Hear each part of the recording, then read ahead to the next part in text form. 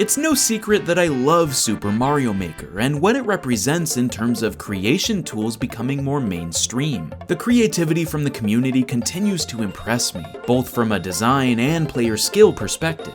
If you haven't seen the Mario Maker 2 blind race from AGDQ a few weeks ago, it's a must-watch. But as cool as it's been to witness this rise of fan-made creations spreading to the masses, I keep coming back to my first experience with making custom Mario content. Way back in high school, I stumbled upon a program that lets you edit and assemble Super Mario World in whatever way you wanted. Long before Mario Maker, this was the OG, Lunar Magic. Let's take a stroll down memory lane. The very first gaming content I ever watched here on YouTube was ProtonJon's playthrough of Kaizo Mario World, which he mistitled as Super Kaizo World. It still says that to this day, I love it. If you haven't seen his famous Special Stage 2 video, you might have at least heard the memes that have spawned from it. Move faster, Pokey!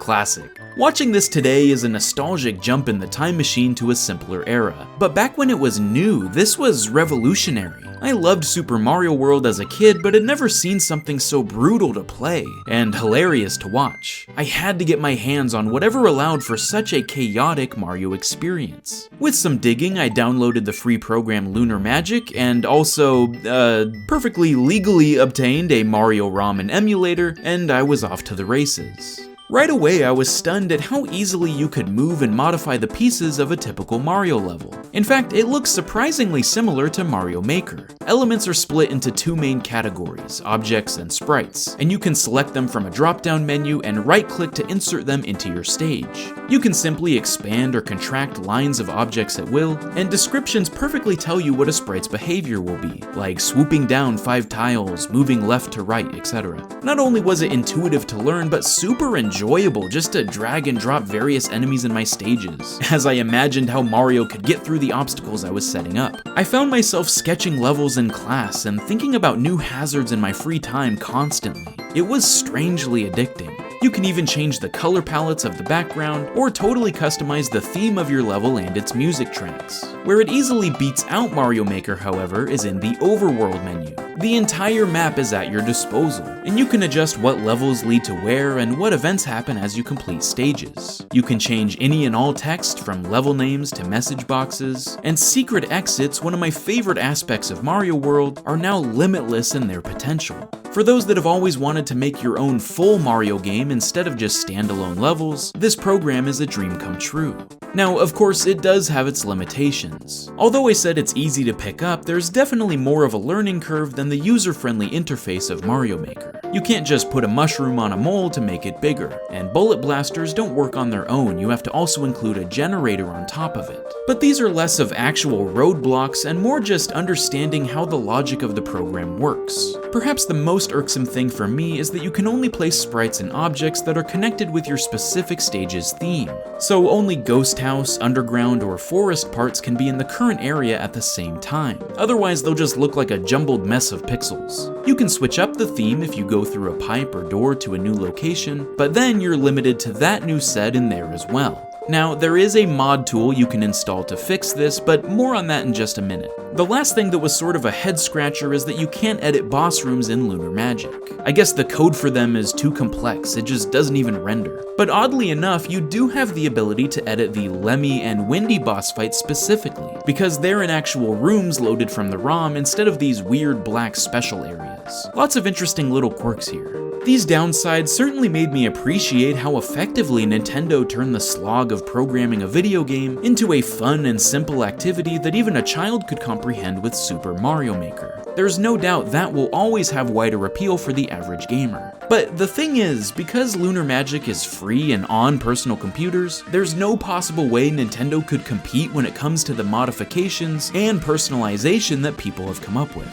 Lunar Magic has been out since the turn of the millennium, but it's still thriving to this day, and in fact may be more popular than ever. Over the years, we've seen mind-boggling ROM hacks that input their own custom visuals, music from other games ported to the Mario World sound font, and even different character models or bosses, to create a completely unique experience that's somehow still in the same engine we know and love. Lunar Magic's issues are no match for someone with a little coding experience. It seems like the limit with this game will never be reached. And the best part is, because the community releases patches for the original ROM and not actual ROMs themselves, it is 100% legal, and there's nothing Nintendo can do about it, despite their desire to shut down anything that resembles their IP made from fans. In fact, I'm almost positive this is why Mario Maker exists in the first place. They realized if they can't beat them, might as well join them and make a few bucks in the process. SMWCentral.net has become the hub to share anything and everything Mario World, from full hacks to tons of Lunar Magic resources, and even message boards to discuss tips and tricks. When I first discovered this program back in high school, I made a ROM hack called Mario's Worst Nightmare, and it was terrible. There's barely any coherent level design and has lots of editing no-nos, such as stacking munchers on top of each other and not having any checkpoints. Much like Proton John way back in the day, I just used save states and made it as hard as I possibly could. So now, with a much newer outlook on how to create and with more tools than ever at my disposal, I've decided to rebuild my hack with a fresh coat of paint and a lot more care and detail. The things that I thought would be impossible to figure out, like adding in new songs, editing the map and title screen, or implementing an instant retry system, are incredibly easy to figure out with the help of tutorial videos and simple guides on the website. And I'm having that unbridled joy of creating something special all over again. There's nothing like it. I guess my point is there's never been a better time to dive into Lunar Magic if you haven't given it a go yourself. Or even if you have, the resources are constantly evolving and improving to make creating that much easier. And what I think is the coolest part to come out of all of this is the passionate community that spawned around Kaizo Mario specifically. The unbelievably hard versions of hacks that push our little plumber to the maximum amount of pain imaginable. It seems like the players have only gotten better as games have become increasingly harder over the years, and I've always had a blast watching it, but I decided at the start of 2020 that I wanted to get good at playing them too. So I've began learning tricks and playing through beginner hacks myself, and while I still have a long way to go, I am loving how much I've improved already. But I'll save that story for next time. We'll go through my entire Kaizo Mario journey to highlight exactly how much skill it actually takes to get through some of these hacks. So buckle up, because my hands hurt so much, you guys, it's so stinking hard. If you've played a Super Mario World ROM hack, which one is your favorite and why? Or if you're a sane person and just like watching other people play them, do you have a favorite streamer or Let's Player that specializes in this stuff? Let me know in the comments below and let's talk about it. My only goal today was to show that when you combine the imagination of unbelievably creative fans and the versatile means to bring that vision to life, the result is truly something magical. I'll see you guys next time. Stay frosty, my friends.